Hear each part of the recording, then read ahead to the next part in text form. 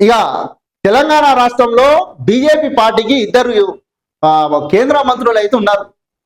ఈ కేంద్ర మంత్రులు మరి తెలంగాణ రాష్ట్రంలో కాళేశ్వరం పేరిట అక్రమాలు జరిగినాయి, లక్షల కోట్లు కేసీఆర్ కుటుంబము దోచుకుందని అది అందరు తెలిసిన విషయమే.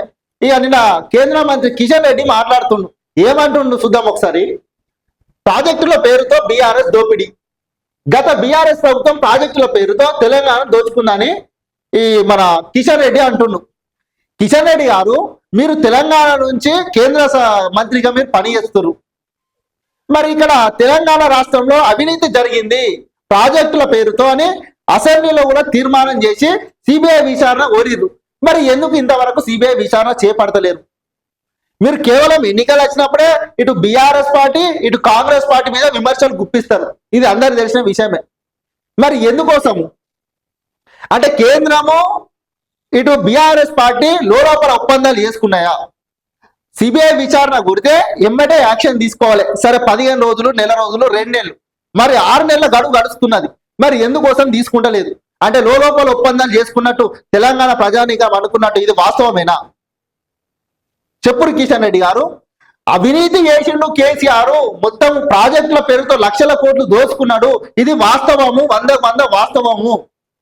మరి ఎంక్వైరీ జరిపించాలి కదా. ఏదేమైనప్పటికీ ఇటు ఎన్నికలు వచ్చిన సమయంలోనే బీఆర్ఎస్ పార్టీ మీద బీజేపీ పార్టీలు విమర్శలు గుప్పిస్తారు. అటు బైపోల్ ఎన్నికలలో కూడా చూసినాం, మాకు అప్పయ్యపురి కాళేశ్వరం ప్రాజెక్టుకు సంబంధించింది అని చెప్పి మాట్లాడింది. అప్పయ్యప్పిన తర్వాత కూడా 6 నెలలు గడుస్తున్నా కానీ మరి ఇంతవరకు దాని మీద ఉలుకు లేదు, పలుకు లేదు. అంటే ఏ పార్టీ లోపల ఒప్పందాలు చేసుకుంటున్నాయి? తెలంగాణ ప్రజలారా ఒకసారి గమనించుర్రి. ఎందుకంటే విచారణ అనేది సిబిఐ వేయాలంటే సెంట్రల్ గవర్నమెంట్ వేయాలి. మరి సెంట్రల్ గవర్నమెంట్ బీఆర్ఎస్ పార్టీ మీద ఇంతవరకు విచారణ ఎందుకు జరపడం లేదు? ఇది తెలంగాణ సమాజంలో అర్థం చేసుకోవాలి. అంటే లోపలి ఒప్పందాలు, లోపలి రాజకీయాలు చేసుకుంటా తెలంగాణ ప్రజల సొమ్మును కాజేసిన వాళ్ళను కాపాడుకుంటూ వస్తున్న సంస్థలు ఏవి? కేంద్ర ప్రభుత్వం గుప్పెట్లో ఉన్న సంస్థలు మరి విచారణ ఏపట్టాలి కదా, ఎందుకు ఏపడతలేదు? అంటే దీన్ని బట్టి చూస్తుంటే బీజేపీ పార్టీ బీఆర్ఎస్ పార్టీ లోపల ఒప్పందాలు చేసుకున్నాయి, అందుకనే అంత ఆ లోపలనే ఒప్పందాలు వేసుకుని ఎంతో కొంత కుదుర్చుకున్నాయి కాబట్టి దీని మీద విచారణ చేస్తలేదని తెలంగాణ ప్రజానీకం అందరూ గమనిస్తున్నారు.